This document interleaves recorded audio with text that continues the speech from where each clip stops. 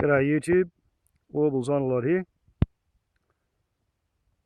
And I want to make a video about guns and gun laws in Australia. Not because I want to change them, I just want to try and explain them.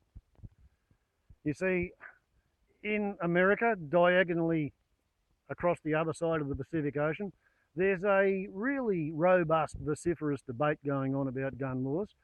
And a lot of the people over there speak about Australia and Australian gun laws. And one of the stories that I keep having thrown at me is the idea that my government took away everybody's guns. And I don't think that's right. I hear gunfire across my borders and boundary fences too often for that to be the case. So let's have a look at guns in Australia from how it was when I was a kid, because I remember it, to how it is now. Okay, now when I was a kid, I was probably 3 years old the first time I saw a firearm being used. My sister and my uncle were target shooting and my sister won. Then when I was maybe 4, an uncle of mine gave me, into custody of my parents, a Birmingham small arms .177 inch calibre air rifle, made in 1903. But I wasn't permitted to use it till I was 6. And at that point in time, I was taken out into the backyard and I was showed where the currawongs and the magpies had eaten the Cotonia aster berries, and then they'd crapped all over my mother's freshly washed sheets, and she'd washed them 3 times during the one day. So therefore I was stationed in the backyard with this BSA .177 air rifle, and my job at age 6 was anti-aircraft defence of the hills hoist in the backyard at Glen Innes. That was what it was like in the 1960s. Then in the 1970s, I went off to boarding school. And when I was at boarding school, I discovered they had a rifle range. And I came home in 1975 after my first term at boarding school, told my parents about the rifle range. And so, when I was shipped off to Chevalier College, Bowral in 1975, the second time, at the age of 14, I was sent with my grandfather's Springfield Model 87A, a semi-automatic 22 calibre long rifle.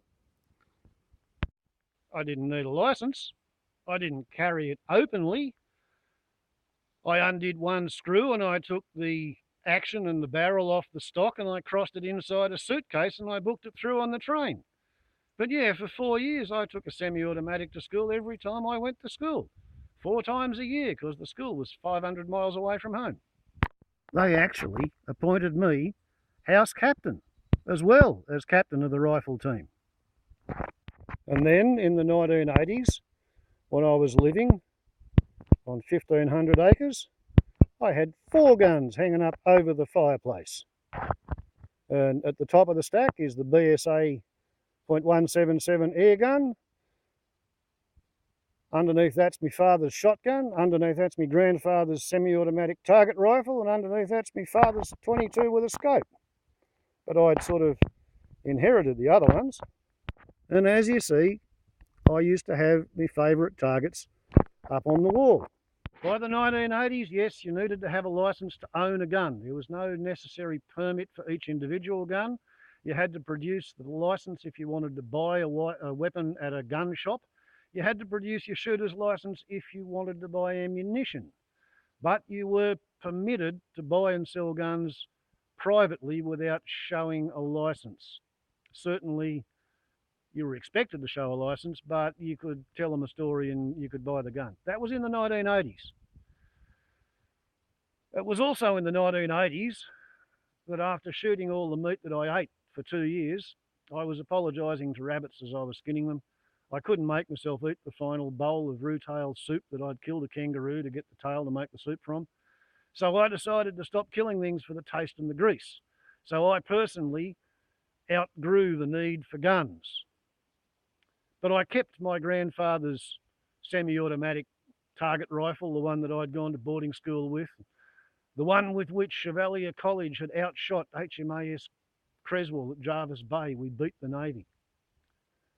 And then, in the middle of the 1990s, Martin Bryant took an AR-15 to a tourist attraction at Port Arthur in Tasmania, and he shot a whole bunch of people. He killed 35 of them. He's in jail for the rest of his life, and our Prime Minister decided that no Australian citizen, unless circumstances are particularly unusual, should have any right to possess a semi-automatic rifle. They're not necessary for hunting, except in specialist applications, and for those you can get a permit. But there was a buyback. We didn't have our guns confiscated. There was a buyback of all the semi-automatic rifles.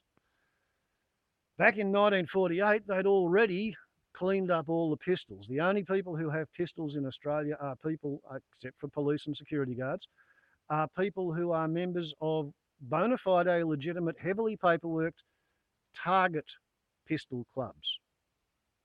We'll get into more on that later. But when they told me that the law said I had to surrender and be compensated for my grandfather's semi-automatic target rifle, I sought and obtained permission to retain the stock for the sentimental value of it. I told them I was going to put a camera on it, and so I did. I was able to retain the sling that I made for it in leatherwork classes back when I was taught why it's a good idea to use a sling when trying to shoot for accuracy.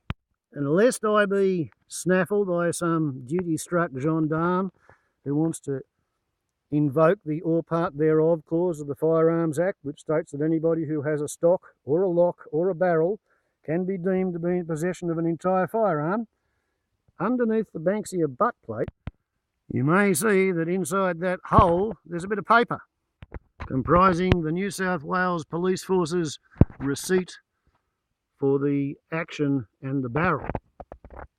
So therefore, it's not a firearm. Not any no more, it's not. Righto, so when I was in primary school, you could buy ammunition at the local Chinese greengrocers, and you could buy air rifle pellets at every corner store, as well as the newsagents, because lots of kids had air guns. So what's it like now? What are the restrictions on owning a firearm in New South Wales, for example? Right, let's have a look at a licence application. All of this stuff is fairly self-explanatory. Genuine reason form attached. Sport target shooting, recreational hunting, vermin control, primary production, vertebrate pest animal control, business or employment, that would be security guard, rural occupation, animal welfare, firearms collection. Details as to the safe keeping of the firearm, with particular mention of safes.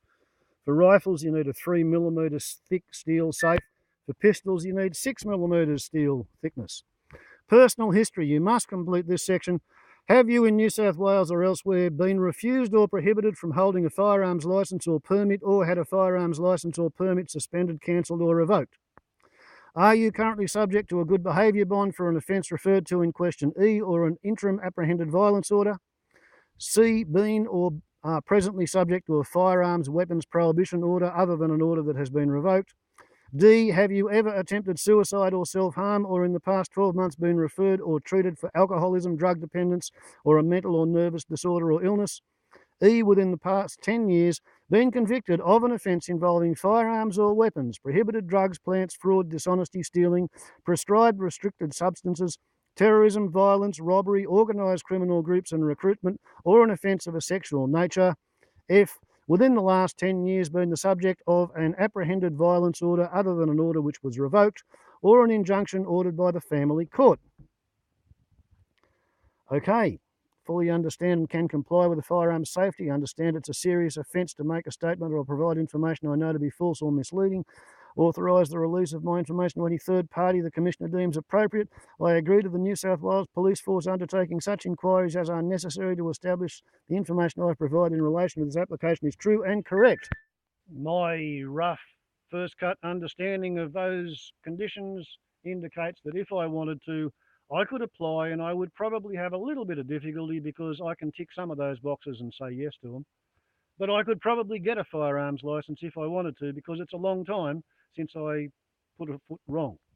So a lot of people would think that with the new firearms regime that came in 25 years ago, there would be a slow decline in the firearms industry.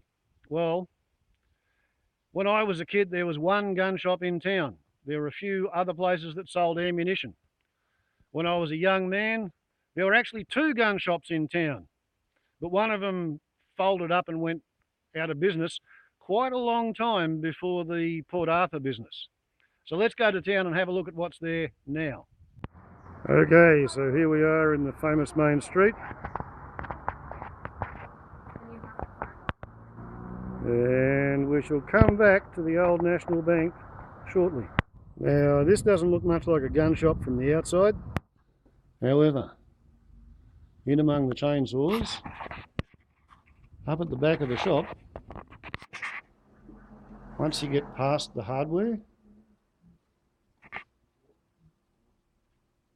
you find a different sort of merchandise. We have archery supplies.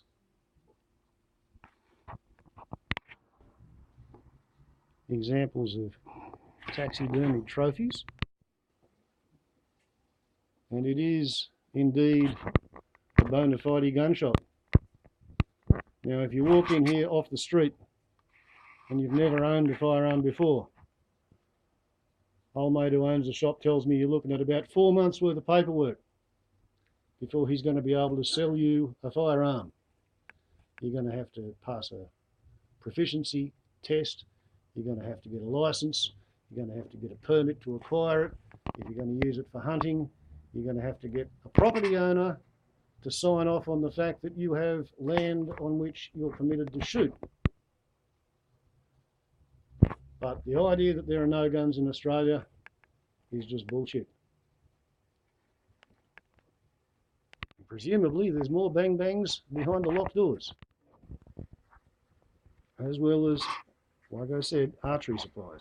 And if you allow for the fact that it's changed hands and it's moved locations twice, this is the same actual gun shop business that's been in town since I was in primary school. I told you I'd get back to the bank. Once upon a time, the National Bank. But now, it has become Potter's New England Firearms. After all, where else can you keep your gun safe but in a bank vault?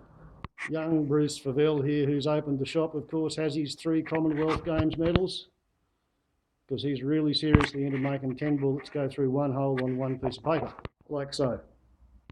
Now, in the other gun shop, we talked about licence requirements for long arms, how it takes roughly 4 months to get through your paperwork. That's all various varieties of ammunition. Bruce tells me that to get yourself a pistol licence from scratch, never having had one before, you're looking at about 8 months. So it's not that you can't have a pistol in Australia. You can have a pistol, but there's a lot of hoops. There's a fair bit of paperwork. You're going to need a gun safe that's better than this one, because this is 3mm steel. It's only safe for storing rifles. Every time you buy ammunition, you're going to have to show your licence. Every time you buy or sell a gun, you're going to have to take that gun to a dealer and have the dealer register the transaction and notify the firearms registry and cite your licence. And working from the top, we have an air pistol and we have a pair of 22s, target pistols. Fairly simple way of explaining it is this fella has the Australian agency for the Rolls-Royce target shooting pistol and Rolls-Royce target shooting rifle. He's not expecting to make a huge heap of money from people walking in off the street hoping to buy a firearm in Glen Innes. So he does cater for that, but he also has a shop in Brisbane and another one in Albury. So most of his work is done over the computering machine. Fact is, you can pretty much get a permit for nearly any kind of firearm in Australia if you've got a really good reason for it. If you want to shoot goats from a helicopter, you can get a centrefire semi-automatic rifle. To get a really fast idea of how wide the boundaries are, you can get a permit for a remote-controlled firearm. And he didn't know that.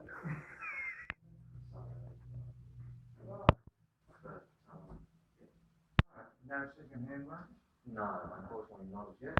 That's all right.